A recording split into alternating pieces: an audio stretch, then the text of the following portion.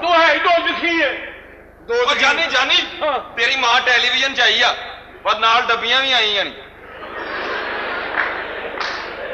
इधर आ मेरी बेबे आई है टीवी च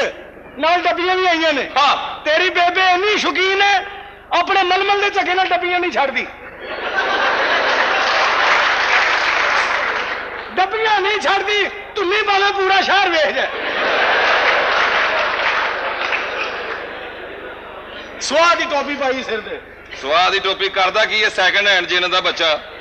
ओए आ कहने मेरा ब्याह कराओ ਤੇਰਾ ਵਿਆਹ ਤੇਰਾ ਕਿੱਥੋਂ ਵਿਆਹ ਕਰਾਏ ਹੋ ਆਪ ਉਹਦਾ ਪਿਓ ਦਾ ਨਹੀਂ ਹੋਇਆ ਹਲੇ हाँ ਉਹਦਾ ਪਿਓ ਹਲੇ ਕੱਚੇ ਨਕਾਨਾਮੇ ਤੇ ਲਗਾ ਫਿਰਨ ਡਿਆ ਤੇਰਾ ਕਿੱਥੋਂ ਕਰਾ ਦੇ ਹੋ ਕਿਉਂ ਉਹ ਬੋਲਦਾ ਨਹੀਂ ਰੀਕੰਡੀਸ਼ਨ ਚੁੜੇਲਦੇ ਆ ਬੱਚਿਆ मामा जी तुसीं ठीक कहंदे हो ਆਹੋ